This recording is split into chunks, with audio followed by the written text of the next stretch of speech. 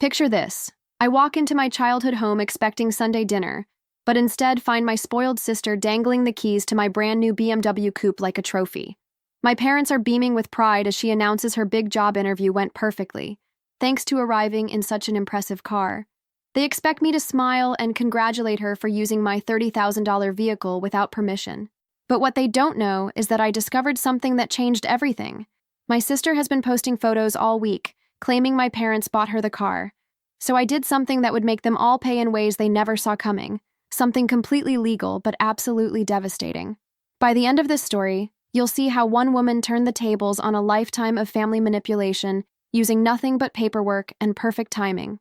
But before we continue, check if you're already subscribed to the channel and write in the comments, where are you watching this video from? The smell of my mother's famous lasagna should have been comforting, but tonight it made my stomach churn.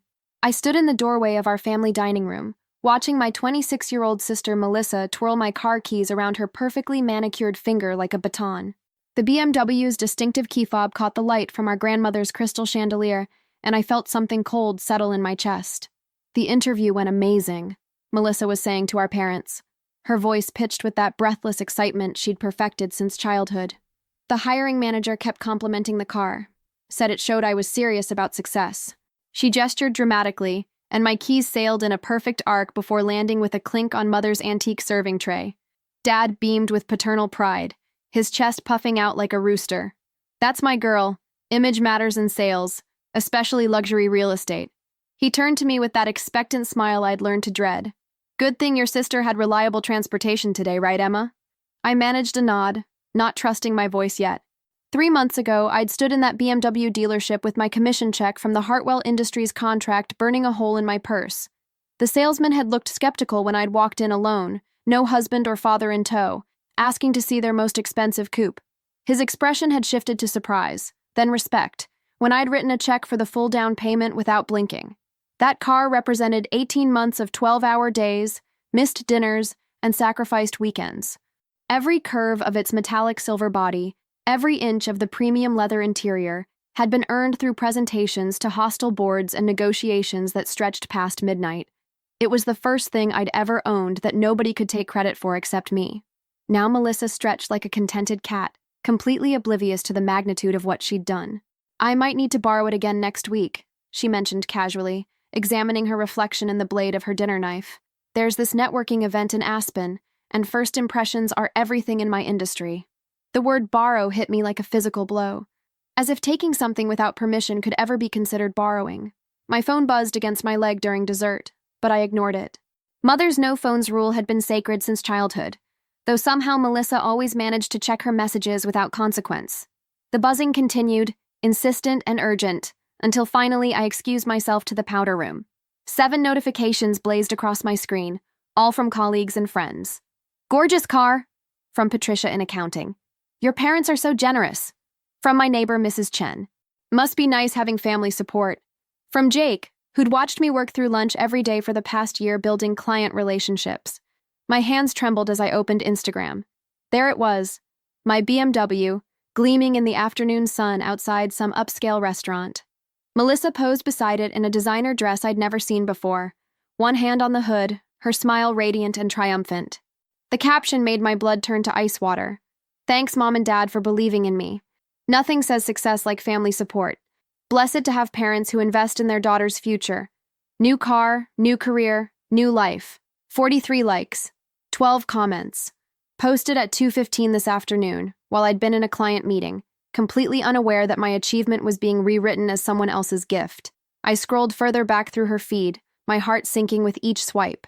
5 posts over the past 2 weeks. Melissa at a wine bar, keys artfully displayed on the marble counter. Melissa at her old sorority reunion, the BMW prominently featured in a group photo. Melissa at the country club, giving what looked like a tour of her new ride to former classmates. Each post told the same story. Devoted parents rewarding their ambitious daughter with a luxury vehicle. No mention of me. No acknowledgement that every payment, every insurance premium, every gallon of gas came from my bank account. I steadied myself against the powder room's marble countertop, studying my reflection in the gilt-framed mirror. 32 years old, successful by any reasonable measure, yet still invisible in my own family's narrative. The woman staring back looked tired, defeated, like she'd been fighting the same battle her entire life and finally realized she'd been using the wrong weapons. When I returned to the dining room, they were discussing Melissa's career prospects with animated enthusiasm. Nobody asked where I'd been or why I looked pale. They never asked about my work anymore, not since it had become clear that my achievements made them uncomfortable. That night, I sat in my downtown apartment going through old photos on my laptop, my wine glass forgotten on the coffee table. 20 years of family pictures told a story I'd been too close to see clearly. There was Melissa at 16, behind the wheel of the red Mustang Dad had surprised her with for her birthday. In the background, barely visible, stood 17-year-old me holding the bus pass I'd used to get to my after-school job. College graduation photos showed similar patterns. Melissa in her cap and gown beside a brand-new Honda Civic, a graduation gift for completing her communications degree after 6 years and 3 major changes. My own graduation picture featured me alone, clutching my summa cum laude certificate next to my 10-year-old Toyota that I'd bought with money saved from working in the campus library. The wedding photos were the worst. Melissa's engagement party, where Dad had announced he was paying for the entire celebration. "Nothing too good for our princess," he'd declared, arm around Melissa's fiancé. I'd been maid of honor, of course, wearing a dress I'd bought myself and altered because the professional alteration was too expensive. But it was the smaller moments that cut deepest.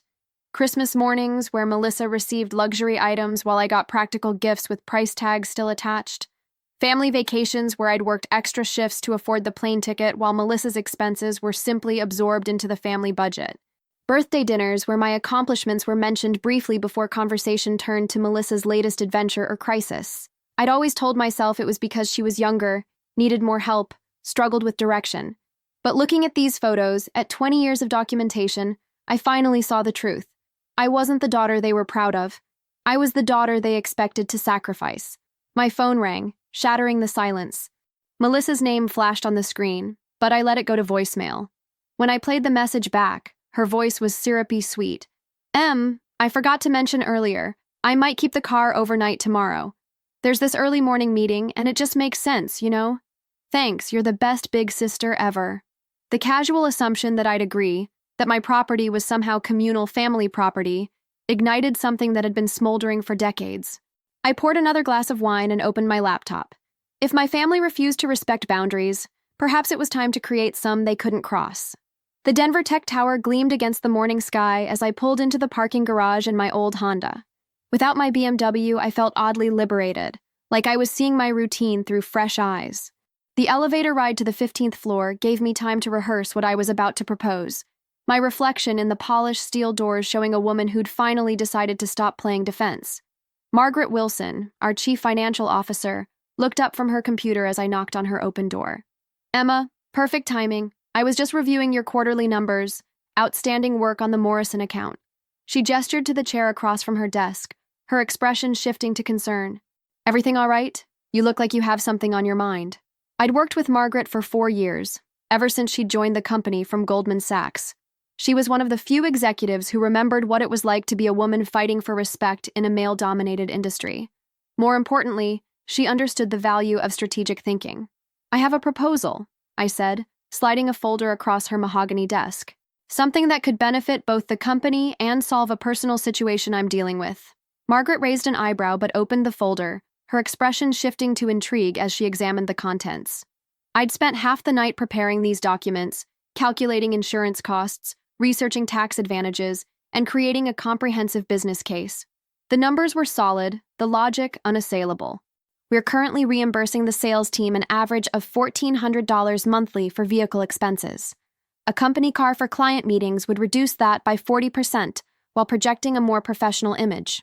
Margaret flipped through the financial projections, her poker face revealing nothing. "And you happen to have a suitable vehicle in mind?"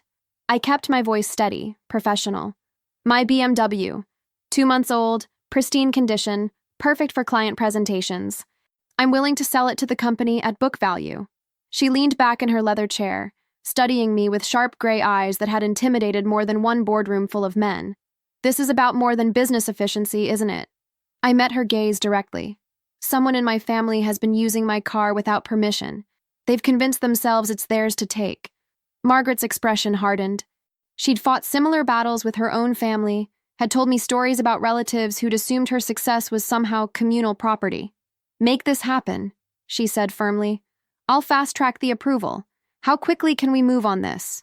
By Wednesday afternoon, my BMW sat in the executive parking section with temporary corporate plates and a small company logo on both doors. Walter Chen from legal had expedited the paperwork with Margaret's full backing, and the title transfer was already filed with the state. The car that had been stolen from me through family entitlement was now protected by corporate ownership and legal contracts. I stood in the parking garage beside Margaret, both of us admiring how professional the vehicle looked with its new branding. "Your family doesn't know yet?" she asked, her tone suggesting she was looking forward to that conversation. I shook my head, feeling lighter than I had in weeks. "They're expecting me for Sunday dinner. That's when they'll find out." The satisfaction in Margaret's smile was unmistakable. I wish I could be there to see their faces. She handed me a leather portfolio containing all the paperwork. "Everything's official. Insurance is transferred, maintenance is covered, and you have exclusive use for business purposes. Nobody can touch this car without written authorization from me personally." That evening, I called my best friend Rachel to share the news. She'd been listening to my family stories for over a decade, had witnessed countless instances where my achievements were minimized while Melissa's failures were cushioned with financial support and endless second chances. "You actually did it," Rachel said, her voice filled with admiration. "You found a way to protect what's yours without burning bridges." I could hear her opening a bottle of wine through the phone, probably settling in for a long conversation. "How do you feel?" "Powerful," I admitted, surprising myself with the honesty. "For the first time in my life, I made a decision that puts my needs first, and there's nothing they can do about it." Through my apartment window, I could see the corporate parking section where my BMW sat safely behind security gates and surveillance cameras. Rachel laughed, the sound bright and celebratory. "Your parents are going to lose their minds when they realize what happened." I smiled, imagining Melissa's face when she discovered that her free ride had permanent restrictions. The best part is that it's completely legal and actually benefits my career. I'm not the villain here. But even as I said it, I knew Sunday dinner would test that conviction in ways I wasn't entirely prepared for. Thursday morning brought a new horror that made my previous discoveries look mild. Rachel had texted me a screenshot at 6 a.m., another Instagram post from Melissa, this one taken outside Morrison Industries, my biggest client. The BMW gleamed in the background while Melissa posed with 3 women I recognized as Morrison's junior executives. "Lunch with the Morrison team," read the caption. "Building relationships in my new position. Success runs in families." 28 likes and climbing. Comments from mutual acquaintances about how impressive she looked, how lucky she was to have such supportive parents, how the car really made a statement. I stared at my phone in disbelief, sitting at my kitchen table in my pajamas with cold coffee growing colder in my mug. She'd actually driven my car to my client's building and posed for photos like she worked there. The audacity was breathtaking, but the implications were worse. What if someone from Morrison had seen the post and recognized the location? My laptop chimed with an email from James Morrison himself, and my heart stopped. "Emma, curious about the young woman who was taking photos with our junior staff yesterday. She mentioned she was your sister. The car was impressive, by the way. Looking forward to our quarterly review next week." The email was friendly, but I could read between the lines. James Morrison was a details man who noticed everything and remembered faces. If he'd connected Melissa to me, if he'd seen her posts claiming family connections to success, it could undermine years of building professional credibility. I scrolled back through Melissa's Instagram feed with new eyes, cataloging every location, every caption, every lie told through carefully curated images. The pattern was worse than I'd initially realized. She hadn't just stolen my car, she'd stolen my identity, my achievements, my professional reputation. At the office, I found myself studying colleagues' faces for signs they'd seen the posts. Patricia from accounting mentioned seeing Melissa at lunch yesterday, asking innocent questions about whether she was interviewing with our competitors. Tom from business development wondered aloud if nepotism was becoming more common in our industry. Each comment was a paper cut, small but cumulative, bleeding credibility I'd spent years building. By noon, I'd made my decision. Sunday's confrontation wouldn't just be about boundary setting. It would be about total warfare, fought with weapons my family had never imagined I possessed. Friday evening, I spread documents across my dining table like a general planning a campaign. Bank statements showing every car payment I'd made, insurance records in my name only, the original purchase agreement bearing my signature alone, title documentation proving sole ownership. Margaret had also provided me with copies of the corporate transfer papers, stamped and notarized, making the change of ownership legally bulletproof. But paperwork was only part of my strategy.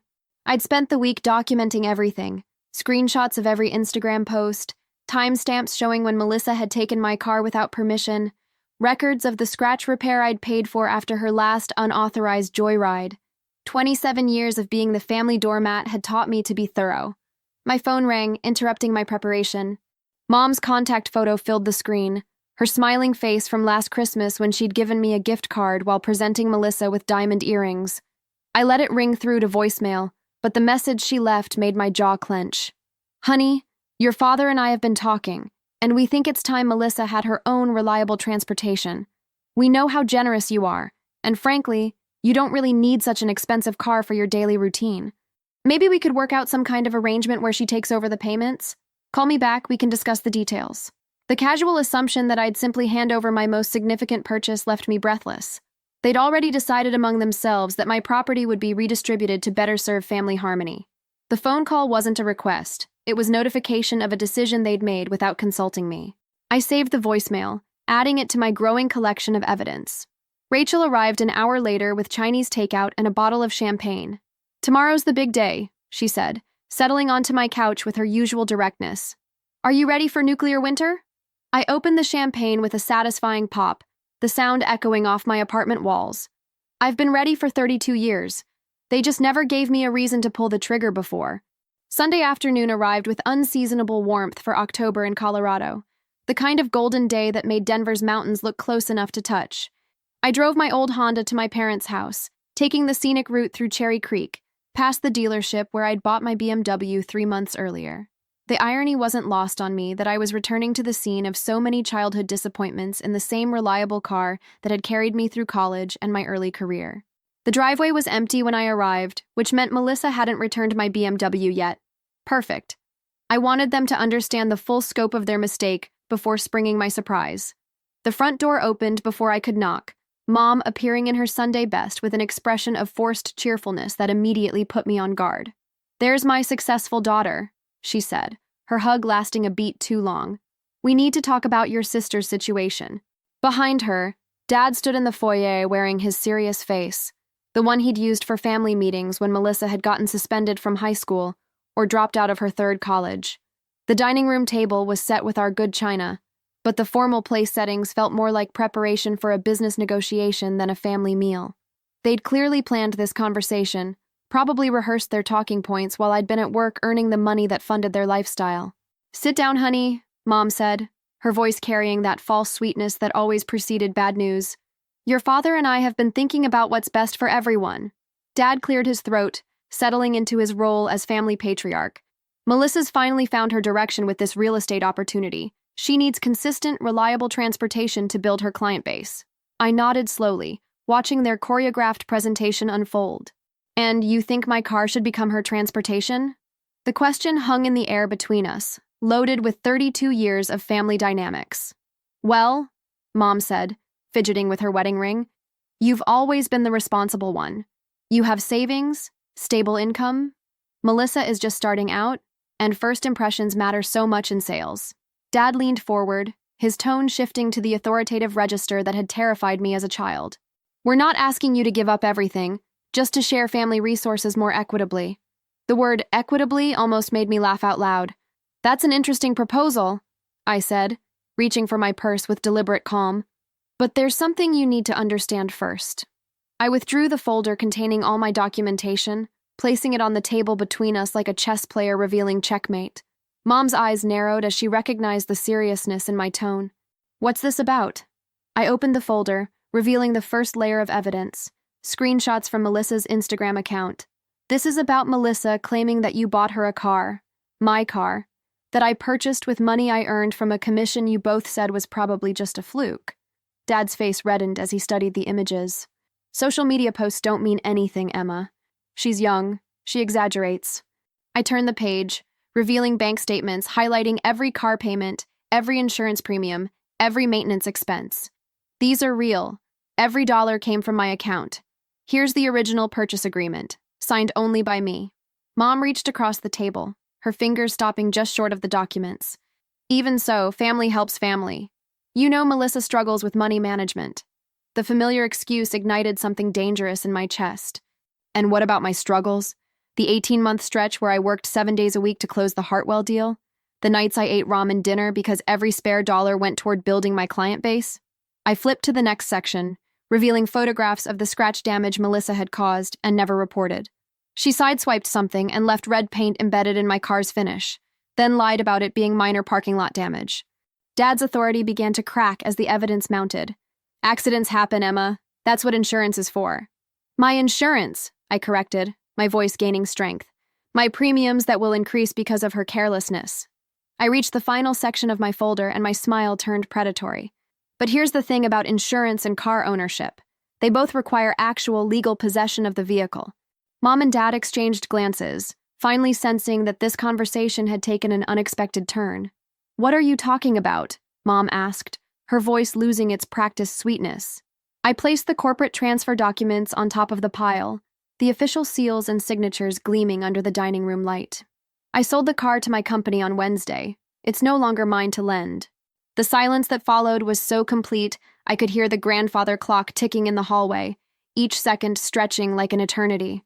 Dad stared at the corporate paperwork as if it were written in a foreign language, his mouth opening and closing without sound. Mom's face had gone pale, her hand clutched against her chest in a gesture of theatrical shock. You can't just do that, she whispered, her voice barely audible. You can't sell your car to spite your sister. I leaned back in my chair, feeling calmer than I had in weeks. I didn't do it to spite anyone. I did it to protect my assets from family members who think my property is theirs to redistribute. Dad found his voice, though it came out strangled. This is ridiculous, Emma. We'll call the company, explain the situation. I'm sure they'll understand this was a misunderstanding. I shook my head, extracting Margaret's business card from the folder. Feel free to call Margaret Wilson, our CFO. She approved the purchase personally. The car serves legitimate business purposes now. The front door opened with Melissa's usual dramatic flair, her laughter echoing through the house as she called out her arrival. Sorry I'm late. Traffic was insane, but at least I looked good stuck in it. Her heels clicked across the hardwood as she approached the dining room, keys jingling in her hand. She stopped short when she saw the papers spread across the table, her smile faltering as she registered the tension crackling through the air. What's going on? Why does everyone look like someone died? She glanced around the room, her eyes finally settling on me with growing unease. Sit down, Melissa, I said quietly. We need to discuss your social media presence. Her face went through a series of micro-expressions, confusion, defensiveness, then calculated innocence. What about it? I just post normal stuff, pictures with friends, work things. I turned my laptop toward her, Instagram open to her profile. Work things like claiming Mom and Dad bought you a car? Like posing outside my client's building as if you work there? Like using my property to build a fake image of success? Melissa's face crumpled, but I wasn't finished. 23 posts in 2 weeks, each one perpetuating the lie that this family funded your lifestyle. The keys fell from her fingers, clattering against the hardwood floor. In that sound, I heard the end of an era. You've been keeping track? Melissa's voice emerged small and defensive, her usual confidence evaporating as the scope of my documentation became clear. Like some kind of stalker? I gathered the printed screenshots into a neat pile, each image a testament to her systematic deception. Like someone protecting her reputation from a family member who lies without conscience. Dad's face had progressed from red to purple, his hands trembling as he struggled to process what was happening. You planned this, he said, his voice heavy with accusation. You've been planning to humiliate your sister. I smiled, but there was no warmth in it. I planned to protect myself from theft. The humiliation is entirely self-inflicted. Mom tried a different approach, her voice taking on the wounded tone that had manipulated me through countless childhood conflicts. After everything we've sacrificed for you, this is how you repay us? By turning your back on family? The familiar guilt trip bounced off me like rain on glass. What sacrifices? The $600 you contributed to my college tuition while fully funding Melissa's education at 3 different universities? I stood up, moving to the window where I could see my old Honda in the driveway. The wedding you refused to help pay for while dropping $15,000 on Melissa's engagement party? The business loan I had to secure personally while you co-signed for her apartment and car? Each fact landed like a physical blow, 20 years of careful record-keeping finally serving its purpose. Melissa's tears started then, but they felt performative, calculated for maximum impact. "You've always hated me," she sobbed, "always resented everything good that happened to me." I turned from the window, studying her face with new clarity. "I resented the inequality, not your happiness. I resented watching you receive gifts while I earned everything." Dad slammed his hand on the table, making the water glasses jump. "Enough. This family discussion ends now. You'll reverse whatever you've done and apologize to your sister." The authority in his voice might have worked on the child I'd been, but it held no power over the woman I'd become. "Actually," I said, returning to my chair with deliberate calm, "this family discussion is just beginning." I reached into my purse and withdrew my phone, opening the voice recorder app. "Since we're having such an honest conversation about family dynamics, let's make sure we're all on the same page going forward." Dad's eyes narrowed as he realized what I was doing. "You're recording this? Just like you're recording everything for your social media," I replied to Melissa, whose tears had miraculously dried up. "Transparency works both ways." I placed the phone in the center of the table, the red recording dot visible to everyone. "Now let's discuss the real pattern here." Mom shifted uncomfortably, her maternal facade cracking. "Emma, put that away. This is a private family matter." I shook my head, feeling the power shift that had been building for weeks. Privacy ended when Melissa made my property public on social media, when she lied about who paid for what, when you called to inform me that I'd be transferring ownership to her. The recording app captured every word as I laid out 27 years of documented inequality. Every instance where Melissa's wants had superseded my needs. Every time my achievements had been downplayed while her mediocrity was celebrated. Every financial support she'd received while I'd been expected to be self-sufficient. "You want to know why I transferred the car to my company?" I asked, my voice steady despite the emotional magnitude of the moment. "Because I finally understood that this family views my success as community property, while treating Melissa's failures as individual tragedies requiring collective support." Melissa tried to interrupt, but I held up my hand. "I'm not finished. For 2 weeks, you've driven my car around Denver, posting photos and claiming our parents bought it for you. You've damaged my professional reputation by association and used my property to build a fake image of success." Dad's authority crumbled completely as he processed the implications. "If you've sold the car to your company, then Melissa can't—" His voice trailed off as understanding dawned. "That's right," I confirmed. "She can't use it anymore. Ever. It's a corporate asset now, restricted to business use only." The silence that followed felt like the eye of a hurricane, pregnant with the destruction yet to come. 6 months later, I sit in my corner office on the 20th floor of Denver Tech Tower, watching the morning sun paint the Rocky Mountains in shades of gold and pink. The promotion to regional sales director came with a substantial raise, a larger office, and most satisfying of all, exclusive use of the company BMW for client entertainment. Margaret stops by my office most mornings now, our relationship having evolved from professional respect to genuine friendship. "The Morrison contract renewal went through," she says, settling into the chair across from my desk. "James specifically requested you handle the expansion into their Phoenix division." Through my window, I can see my BMW in the executive parking section, its silver paint gleaming under corporate logos that now represent my achievements rather than hiding them. The scratch Melissa caused has been expertly repaired and forgotten, erased like so many other traces of that old life. My parents have attempted reconciliation twice, both times through carefully worded text messages that avoid acknowledging what actually happened. Melissa sends birthday cards now, generic ones from drugstores, instead of the personalized gifts we used to exchange. The Instagram posts have stopped, replaced by carefully neutral content that doesn't reference luxury or family support. Last month, Rachel forwarded me a mutual friend's wedding announcement. Melissa was listed as a bridesmaid, arriving to the ceremony in what the photographer described as her own vehicle, a modest Honda Civic that she'd apparently purchased with money from her new retail position at Nordstrom. "Do you miss them?" Margaret asks, following my gaze toward the mountains. I consider the question seriously, remembering the family dinners that once felt obligatory and now feel impossible. "I miss the idea of them," I say finally. But I don't miss feeling invisible in my own life. The intercom buzzes with notification of my 10 o'clock client meeting, another contract to negotiate, another achievement to claim for myself alone. As I gather my briefcase and corporate keys, I catch my reflection in the office window. A woman who finally learned that love without respect isn't love at all. Sometimes the greatest gift you can give yourself is the refusal to be taken for granted. And sometimes the most effective revenge is simply protecting what's yours. The elevator doors open, carrying me toward another day in the life I've built through my own efforts. In the car I've earned twice over, surrounded by people who value what I bring to the table. It turns out that when you stop feeding dysfunction, it starves.